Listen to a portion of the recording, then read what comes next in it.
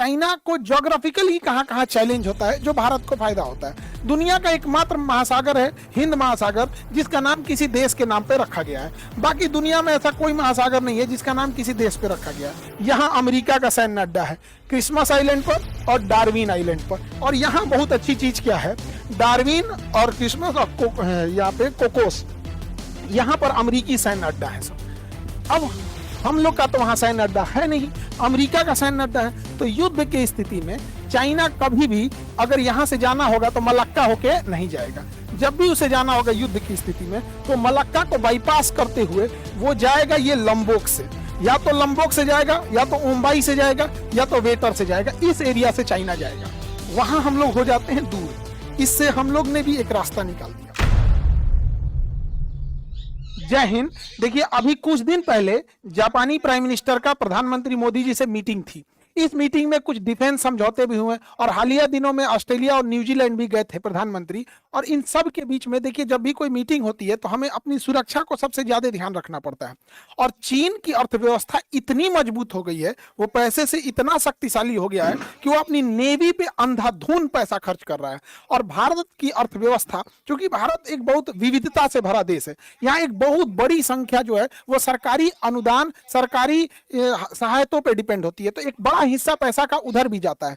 और जिस वजह से भारतीय नौसेना जो तीसरे एयरक्राफ्ट कैरियर के लिए उसे मिल जाना चाहिए, अभी तक उसे तीसरा एयरक्राफ्ट मिलेगा या नहीं मिलेगा इस पे भी डिसीजन नहीं हो पाया है। और चाइना अंधाधुंध पैसा खर्च कर रहा है, वहां मैन्युफैक्चरिंग हब हो गया है। लेकिन हमें क्या है कि उसी एक हमारी अर्थव्यवस्था जो है बड़ी, लेकिन जनसंख्या इतनी ज्यादा है और इतनी विविधता है जिस वजह से नहीं हो पाता है। तो एक एक करके हम देखते हैं कि चाइना को ज्योग्राफिकली कहाँ कहाँ चैलेंज होता है जो भारत को फायदा होता है। दुनिया का एकमात्र महासागर है हिंद महासागर, जिसका नाम किसी देश के नाम पे रखा गया है। बाकी दुनिया में ऐसा कोई महासागर नहीं है जिसका नाम किसी देश पे रखा गया है।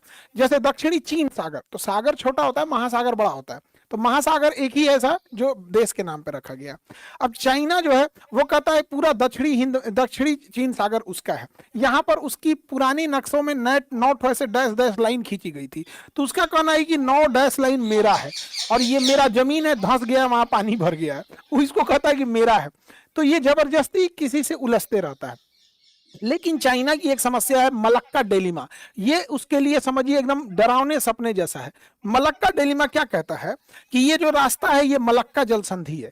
ये मलक्का जल संधि से ही चाइना का व्यापार होगा, चाहे वो यमन से करे, ओमान से करे, यूएई से व्यापार करे, ईरान से तेल खरीद के ले जाए, इराक से ले जाए, उसका जितना यूरोप से व्यापार, अफ्रीका से व्यापार, जितना भी लेके जाएंगे वो इधर ही रास्ते से लेके जाएगा। तो ये है हमारा मलक्का डेलिमा। अब यहाँ चाइना डरता क्यों है? यहाँ है हमारा अंडमान निकोबार, और अंडमान निकोबार भारत का एकमात्र थिएटर कमांड है। थिएटर कमांड उसे कहते हैं जहाँ नेवी, एयरफोर्स और आर्मी तीनों रहती है, और इन तीनों के अपने अपने कमांडर होते हैं, और इन तीनों के ऊपर एक कॉमन कमांडर होता है जो तीनों को आदेश दे सकता है। अदरवाइज में इंडिया में थिएटर कमांड नहीं है। नेवी अलग काम करती है, एयरफोर्स अपना अलग, और आर्मी अलग करती है। कोऑर्डिनेशन के लिए ऊपर सीडीएस बैठे होते हैं, फिर रक्षा मंत्री, फिर उसके ऊपर प्रधानमंत्री, राष्ट्रपति होते हैं।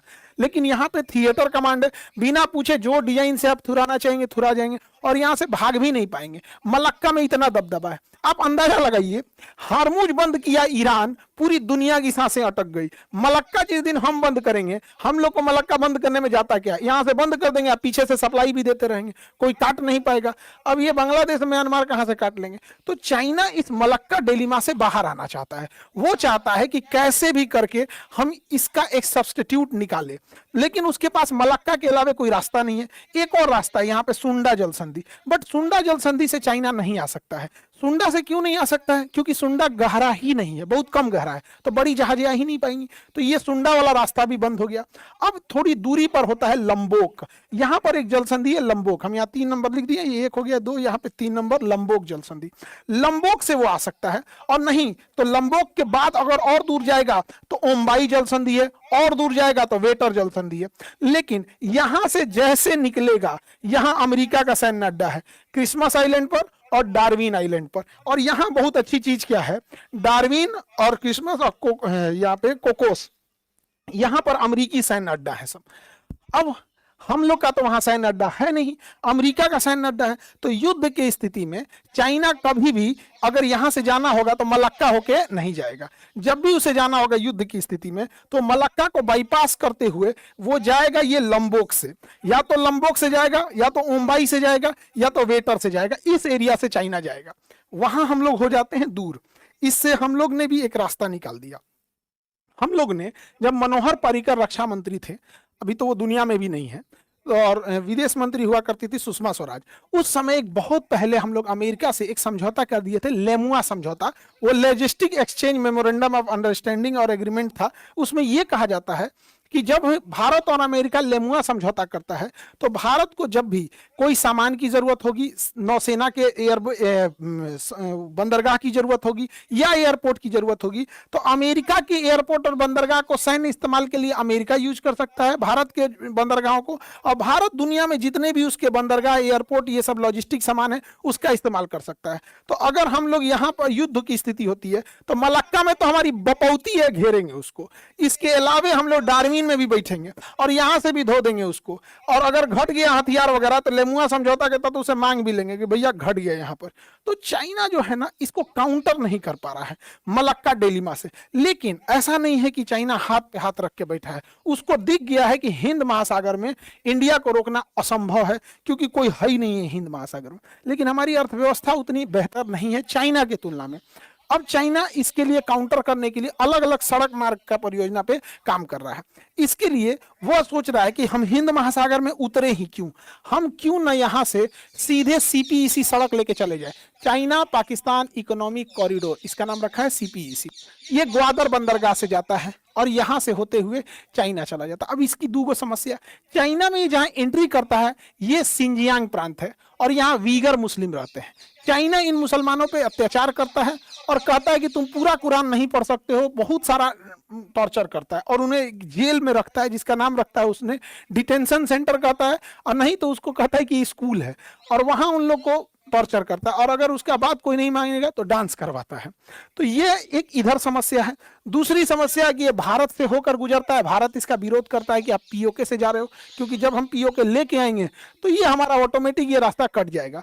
और पाकिस्तान के लोगों को लगता है कि हम लोग पीओके क्या ही ले पाएंगे। लेकिन खुद से सोचो यार, क्रिकेट टीम में भी पिछड़ गए, अर्थव्यवस्था में भी पिछड़ गए, हल धीरे धीरे सब चीज में पिछड़ रहे हो। अभी एक ही चीज में हो कि दो लड़ाई में, जैसे ईरान अमेरिका की लड़ाई में देखिएगा ना, हमेशा लड़ाई होगा ना, बड़ा बड़ा देश लड़ेगा तो छोटा छोटा कुत्ता खूब भौंकेगा। तो अमेरिका ईरान लड़ रहे हैं सब इधर, तो ये पाकिस्तान बीच में आके टांग लड़ाता है। इसको काउंटर करने के लिए भारत भी शांत नहीं बैठा है। पाकिस्तान का इस राज्य का नाम है बलूचिस्तान। तो बलूचिस्तान में भी भारत कहता है भाई बलूचिस्तान स्वतंत्र हो, आज नहीं तो कल बलूचिस्तान स्वतंत्र होगा। बलोच कभी भी पाकिस्तान को पसंद नहीं करते हैं बलोच लोग यहाँ पर। इसके काउंटर के लिए भारत ने ईरान में भी चाबहार बंदरगाह ले रखा था, लेकिन अमेरिका ने बम्बार्डमेंट भी उसमें कर दिया। और अमेरिका अभी के टाइम पे अगर गौर से देखेंगे तो डोनाल्ड ट्रंप भारत के जो विदेश पॉलिसी है उसमें बहुत ही रूथलेस तरीके से इंटरफेयर कर रहा है। उल्टा सीधा बयान दे देता है कि हमने भारत को अलाउ किया कि तुम पेट्रोलियम खरीदो। तो एक तो उसका सीपीईसी बहुत ज्यादा नहीं चल पाएगा, और इतना ही अच्छा है सीपीईसी, तो अभी के टाइम पे क्यों नहीं यहां से तेल लेके चले गए, नहीं ले जा पाए वहां से। इसके अलावे चाइना हाथ पे हाथ नहीं रखा है, वो क्या कर रहा है कि चाइना म्यांमार इकोनॉमिक कॉरिडोर ला रहा है। वो चाइना से होते हुए म्यांमार में ले जा रहा है, यहाँ पर बंदरगाह बना रहा है और इधर क्यू बंदरगाह भी बना रहा है। और साथ ही इसी सड़क को ये नीचे से बांग्लादेश में मोंगला बंदरगाह और कई बंदरगाहों को भी डेवलप कर रहा है ताकि वो इन्हें घेर सके। और यही कारण है कि चाइना ने इन्फ्लुएंस करके म्यांमार में आंग सान सू की सरकार को पलटवा दिया विद्रोह करा के, और यहाँ सैन्य तख्ता पलट करा दिया जिसे जुम्टा कहते हैं। और यही नहीं, बांग्लादेश में भी उसने किया। अमेरिका के सहयोग से बांग्लादेश में भी शेख हसीना की चुनी हुई सरकार को उखाड़ फेंका गया और स्टूडेंट प्रोटेस्ट और वहां पर आईएसआई की हेल्प से यहां पर ले आकर एक पाकिस्तान परस्त देश प्रधानमंत्री को बैठा दिया गया। लेकिन याद रखिएगा, ठीक आज से 10 मंथ के बाद, लगभग 10 मंथ के बाद आप देखेंगे मार्च या अप्रैल तक वापस यहां पर शेख हसीना जाएंगी। अगले साल मार्च या अप्रैल 2027 तक भारत से वापस शेख हसीना जाएंगी और वापस से यहां पर भारत की अपने पसंद की सरकार आएगी। लेकिन ऐसा नहीं है कि विदेश मंत्रालय अगर कुछ जवाब नहीं दे रहा है तो इसका मतलब ये नहीं कि कुछ कर नहीं रहा है।